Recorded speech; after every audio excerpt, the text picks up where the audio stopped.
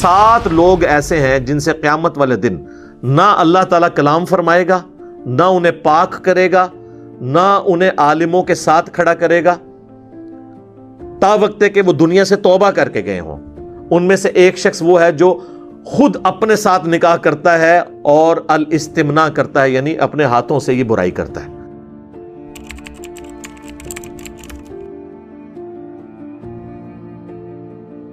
وَلَا تُلْقُوا بِأَيْدِيكُمْ إِلَى التَّهْلُكَةِ، اپنے ہاتھوں سے اپنے آپ کو ہلاکت میں مت ڈالو۔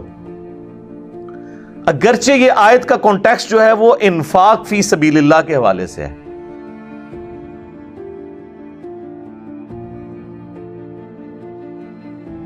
اے نوجوانوں کے گروہ، اگر استطاعت ہو تو نکاح کرو، اور جو نکاح کی استطاعت نہیں رکھتا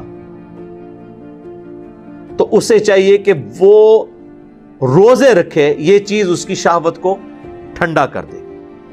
اور اس میں اور الفاظ بھی ہیں کہ اے نوجوانوں کے گروہ، استطاعت ہو تو نکاح کرو، نکاح کرنا تمہاری عفت اور عصمت کی حفاظت کا ذریعہ ہے، تمہاری شرمگاہ کی حفاظت کا ذریعہ ہے، اور یہ نگاہوں کو نیچا رکھنے کا ذریعہ ہے، جو سورۃ النور میں آیا کہ اے نبی الاسلام مومن مردوں کو حکم دیں کہ اپنی نگاہوں کو نیچے رکھیں، اور مومن عورتوں کو بھی حکم دیں نگاہوں کو نیچا رکھیں، جسے عربی میں غض بصر کہا جاتا ہے، ان نگاہوں کو نیچا رکھنا۔ تو یہ نگاہوں کو نیچا رکھنے اور تمہاری شرمگاہ کی حفاظت کا ذریعہ ہے، اور جو استطاعت نہیں رکھتا وہ روزے رکھے، یہ چیز اس کی شہوت کو کم کر دے گی۔ تو نبی علیہ السلام نے شہوت کو کم کرنے کا طریقہ جو بتایا ہے وہ ہے روزے رکھنا۔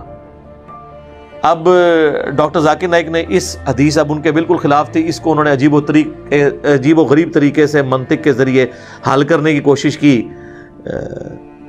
یعنی انتہائی افسوسناک چیز ہے۔ نبی علیہ السلام نے جو طریقہ بتایا ہے اسی طریقے کو اڈاپٹ کرنا چاہیے۔ آپ کو پتا تھا، آپ کوئی دوسرا بھی تجویز کر سکتے تھے، لیکن وہ ظاہر ہے کہ نبی علیہ السلام کے مزاج میں، اللہ تعالیٰ کے دین کے مزاج میں وہ چیزیں نہیں بیٹھتی ہیں۔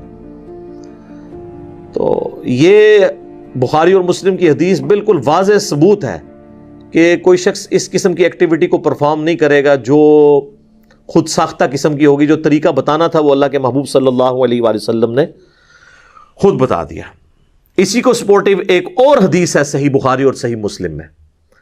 سعد ابن ابی وقاص کہتے ہیں کہ عثمان بن مظعون رضی اللہ تعالیٰ عنہ نے ترک دنیا کی اجازت اور ترک نکاح کی اجازت نبی صلی اللہ علیہ وآلہ وسلم سے مانگی، تو آپ نے اس چیز کو رد فرما دیا۔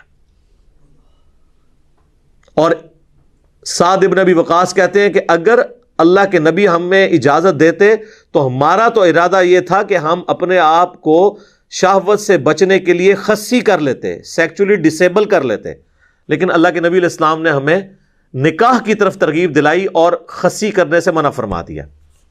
اگر یہ آپشن موجود ہوتا تو آپ فرماتے کہ چلو خصی تو نہ ہو، وہ تو تخلیق کو بدلنا ہے، ظاہر ہے جی۔ سورہ نساء کی آیت نمبر 119 ہے، وَلَآمُرَنَّهُمْ فَلَيُغَيِّرُنَّ خَلْقَ اللَّهِ۔ شیطان نے کہا تھا کہ میں ابھاروں گا تیری مخلوق کو کہ وہ اللہ کی تخلیق کو بدلیں گے۔ تو اپنے آپ کو اس طریقے سے خصی کرنا، یہ تو تخلیق بدلنا ہے۔ تو نبی علیہ السلام نے اس بڑے عمل سے روکا، تو آپ یہ آپشن دے سکتے تھے کہ وہ نہ کرو، یہ کر لو، درمیانہ راستہ نکال لو اگر تم نے شادی نہیں کرنی، لیکن آپ نے کہا ڈائریکٹ نکاح کرو، درمیان کا کوئی راستہ نہیں آپ نے چھوڑا۔ تو یہ حدیث بھی بخاری مسلم کی بالکل ثبوت ہے اس بات کا کہ جو ہمارے ائمہ اہل سنت نے اور ائمہ اہل تشیع نے رزلٹ نکالا ہے کہ یہ الاستمناء بالید یا مسٹربیشن حرام ہے اور مکروہ تحریمی ہے اور گناہ ہے، یہ بالکل ٹھیک رزلٹ نکالا ہے۔ ایک اور حدیث میں بھی اس کا اشارہ موجود ہے جو صحیح مسلم میں ہے حدیث، مشکات میں بھی آپ کو پہلی جلد میں زکوٰۃ والے چیپٹر میں صدقے کی فضیلت کے بیان میں مل جائے گی کہ اللہ کے محبوب صلی اللہ علیہ وآلہ وسلم نے فرمایا کہ ہر تسبیح صدقہ ہے۔ یہ صدقہ پنجابی والا نہیں، نیکی کا کام عربی میں، یعنی سبحان اللہ کہنا صدقہ ہے۔ ہر تحلیل صدقہ ہے، تحلیل کہتے ہیں لا الہ الا اللہ کہنے کو۔ ہر تحمید صدقہ ہے، یعنی الحمدللہ، سبحان اللہ والحمد للہ ولا الہ الا اللہ واللہ اکبر، یہ صدقہ ہے۔ امر بالمعروف، نیکی کا حکم دینا، یہ بھی صدقہ ہے۔ نہی عن المنکر، برائی سے روکنا، یہ بھی صدقہ ہے۔ حتیٰ کہ تمہارا اپنے بیویوں کے ساتھ ازدواجی تعلق قائم کرنا بھی اللہ کے حضور صدقہ ہے، یعنی نیکی ہے۔ اب باقی چیزیں تو صحابہ کو ہضم ہوگی، انہوں نے کہا یہ بیویوں کے ساتھ یعنی یہ تعلق قائم کرنا یہ بھی اللہ کے حضور نیکی ہے۔ تو آپ علیہ السلام نے فرمایا کہ اگر تم یہی چیز کسی اور طریقے سے پوری کرو، اب وہ آپ نے وہ طریقہ بتایا نہیں، اس میں ظاہر ہے زنا بھی آ جاتا ہے، قوم لوط والا عمل بھی آ جاتا ہے، اور یہ الاستمناء بالید یعنی مسٹربیشن بھی آ جاتا ہے۔ آپ فرمایا کہ اور حرام طریقے سے پورا کرو تو کیا تمہیں گناہ ملے گا؟ تو صحابہ نے کہا کہ ملے گا۔ تو آپ نے فرمایا پھر تمہیں اپنی بیویوں سے اس عمل کے اوپر ثواب بھی ملے گا۔ اس حدیث کے اندر بھی اس کو یعنی جو ائمہ اہل سنت کا موقف ہے اور ائمہ اہل تشیع کا، اس کو سپورٹ ملتی ہے الحمدللہ۔ اب اس سخت حدیث کی طرف آ جائیں، کریٹیکل حدیث جو میں نے اینڈ پہ رکھی ہوئی تھی، اس کی طرف تو اشارہ ہی نہیں کیا کسی نے، نہ ڈاکٹر ذاکر نائک نے اپنی گفتگو میں اسے ڈسکس کیا، نہ ان کے خلاف مضامین لکھنے والوں نے۔ وہ حدیث بخاری اور مسلم دونوں میں ہے کہ نبی صلی اللہ علیہ وآلہ وسلم نے فرمایا آنکھوں کا زنا دیکھنا ہے، زبان کا زنا بولنا ہے، کانوں کا زنا سننا ہے، ہاتھوں کا زنا پکڑنا ہے، ٹانگوں کا زنا چل کر جانا ہے برائی کی طرف، اور نفس آرزو اور تمنا کرتا ہے اور شرمگاہ اس کی تصدیق کر دیتی ہے۔ یعنی نبی علیہ السلام نے ہر عضو کا زنا گنوایا ہے۔